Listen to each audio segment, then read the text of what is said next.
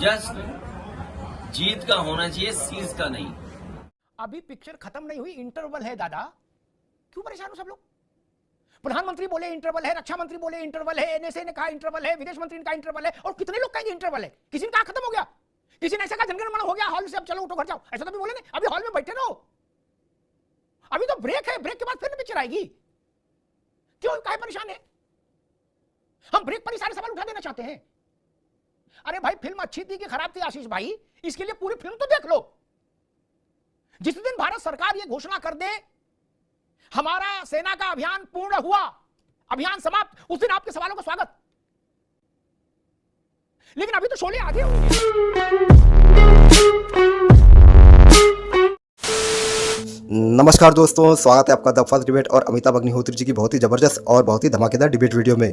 दोस्तों ये बात तो आपको अच्छे से पता होगी कि पाकिस्तान एक हारा हुआ देश है, एक फेल स्टेट है, क्योंकि वहाँ पर ना आर्मी की चलती है ना किसी राजनीतिक दल की चलती है। वहाँ पर चलती है तो सिर्फ जिहादी और आतंकवादियों की। और ऐसे ही किसी आतंकवादी देश में रासायनिक हथियार या परमाणु हथियार का होना विश्व के लिए बहुत ही गंभीर समस्या की बात हो जाती है। यही बात भारत की सरकार ने यूएन में कही है और ये भी कहा है कि इनके हथियारों की निगरानी यूएन खुद रखे। तो दोस्तों अमिताभ अग्निहोत्री जी ने अपने इस डिबेट में इस बात की अच्छी तरह से व्याख्या की है और तंज भरे अंदाज में भी कुछ ऐसी बातें कही है जो आपको देखकर मजा आ जाएगा।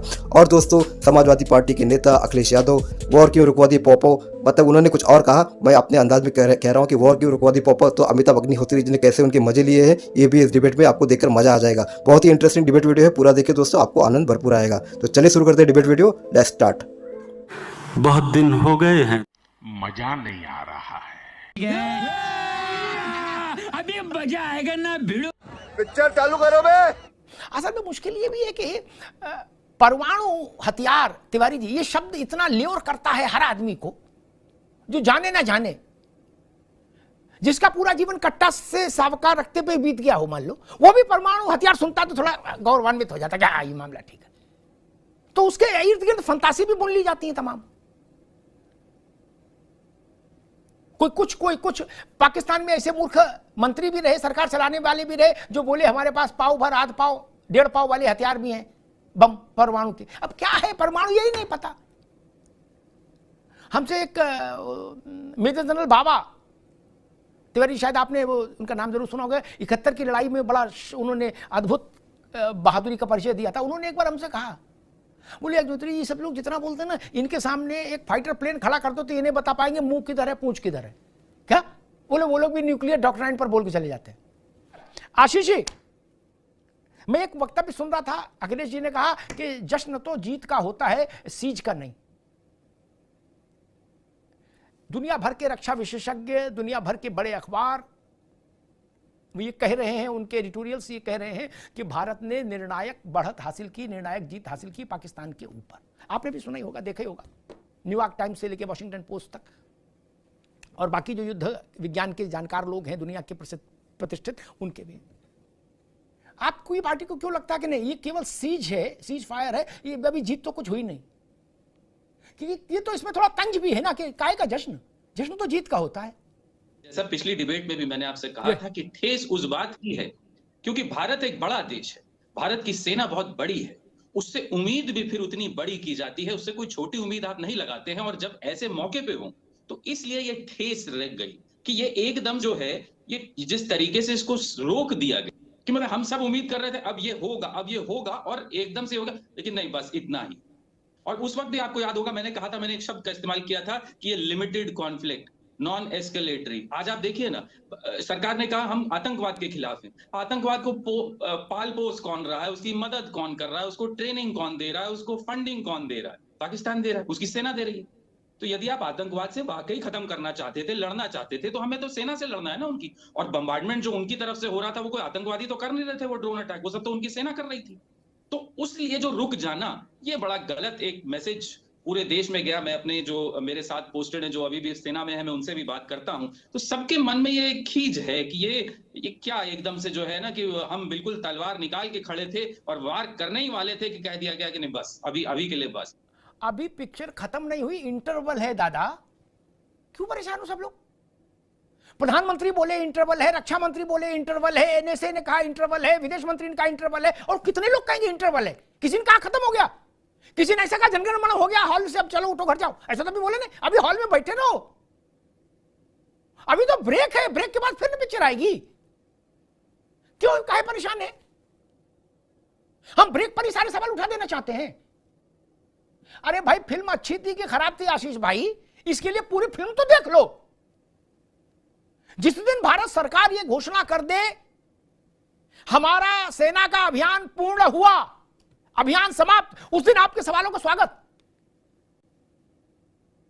लेकिन अभी तो शोले आधे हुई है, बाद का भी तो देख लो, फिर निर्णय करिएगा कि इसमें डायलॉग अच्छे नहीं थे, कि एक्टिंग अच्छी नहीं थी, कि लाइट अच्छी नहीं थी, कि इफेक्ट्स अच्छे नहीं थे, कि ग्राफिक अच्छे नहीं थे।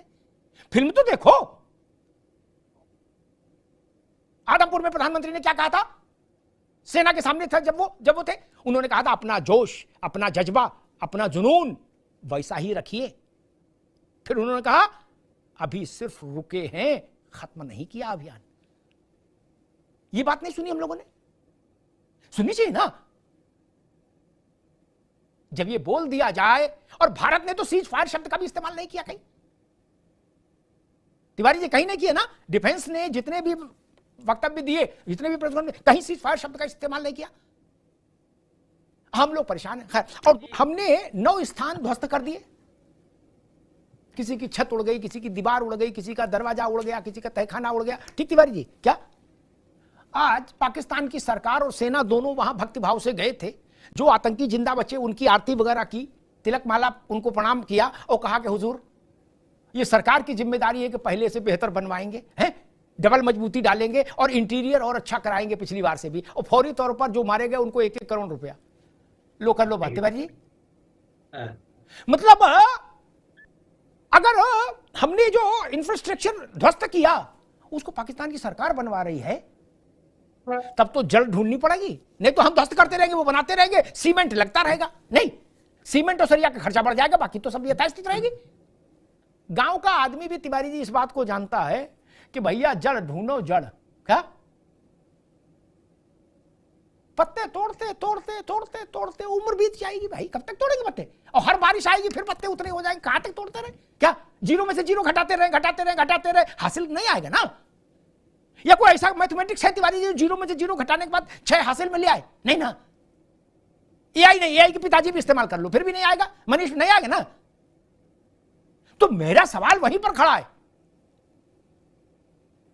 जब बहुत बार एक प्रक्रिया हो जाए तो उससे इतर सोचिए। और मैं इस बात से आशान्वित हूं कि प्रधानमंत्री ने दोनों अवसरों पर कहा, एयरवेस पर भी और राष्ट्र के संबोधन में भी, कि हमने व्याकरण की किताब ही बदल दी है। भारत ने अपनी डॉक्ट्राइन ही बदल दी, सिद्धांत पुस्तिका ही बदल दी है। जनरल मानिक शाह से लेके और अभी तक की जो व्यवस्था पुस्तिका थी उसको मोदी जी ने रिटायर कर दिया। नई पुस्तिका है, उसका पहला अध्याय है कोई आतंकी घटना होगी हम आपके देश की सेना और सरकार को उसके लिए जिम्मेदार मानेंगे, आपके गाल पर तमाचा मारेंगे। क्या हम अब आतंकवादी भी नहीं ढूंढेंगे, अब हम आपको लपेटेंगे। इतना सीधा सिद्धांत भारत ने कभी नहीं लिया था, इसलिए यह महत्वपूर्ण अवसर है। अभी तक सिद्धांत यह था, दुनिया की देखा दाखी भी थी थोड़ी बहुत, कि भाई आतंकवादियों ने किया तो आतंकवादी को दंडित करेंगे। और आतंकवादी के जो चाचा थे वो पीछे बैठ के सिगार पीते थे, मौज लेते थे। अब कहा गया नहीं, हम चाचा को ही मारेंगे, जो सिगार पी रहा उसी को पहले मारेंगे, लपेट लपेट लपेट, ताकि बाकी का दिमाग दुरुस्त हो जाए। बुद्धिमानी की सीमा होती है, इंटेलिजेंसिया की, आईक्यू की एक सीमा है, लिमिट है वैज्ञानिक आधार पर। मूर्खता की कोई सीमा विज्ञान ने भी नहीं तय नहीं की। मूर्खता असीम है, निसीम है, स्काई इज द लिमिट। कल्पना करिए, कोई कह रहा पहाड़ में छुपाए, कोई कह रहा गुल्लू पान वाले की दुकान के नीचे छुपाए हैं हथियार न्यूक्लियर, कोई कह रहा कि वो रफीक बिरयानी वाले की कढ़ाई के नीचे भी 2 गोले रख दिए छुपा के बोरे में। जो भी किया हो, मोटी बात कहता हूं, मोटी बुद्धि से। आशीष जी आप भी इस पर चिंतन करना, खेमचंद जी आप भी। मान लीजिए, ऐसा तो नहीं मान सकते कि जो बात मुनीर को पता हो और शरीफ को पता हो तिवारी जी, वो बात हाफिज सईद को ना पता हो। नहीं, हाफिज सईद इन सबका चाचा है, ये उनके बच्चे हैं। तो जिस दिन हाफिज सईद का मन टोटे टोटे हो गया, थोड़ा मचल गया, बोले अरे रफीक जा 2 गोले उठा ला। अब मन कर रहा गोले उठाएं, चलाएंगे सारा, कहा तक ये गुलेल चलाएं। तब क्या करोगे? तब क्या होगा? मैं उस दिन से डरता हूं। भारत के लिए नहीं, विश्व के लिए, मानवता के लिए। जिस दिन मसूद अजहर के मन में आ गया, बोलो अबे जाओ ले आओ यार, वो हमको मुनीर आया था सोमवार को तो बता गया था कि गुरुजी पहाड़ी के नीचे रखे हैं, बोले जाओ उठा ला, अब वही चलाएंगे। तब क्या करोगे? और अमेरिका शक्तिमान हो सकता है तिवारी जी, भगवान तो नहीं हो सकता ना, कि अमेरिका वाशिंगटन से मंत्र पढ़ के पानी छिड़क देगा और इधर सब यथास्थिति हो जाएगी पाकिस्तान में, ऐसा तो नहीं ना। ऐसा पानी और मंत्र उसको नहीं आता, और आता होता तो पाकिस्तान ने तो 100 बार अमेरिका को भी ब्लैकमेल किया है, मैं बता दूं।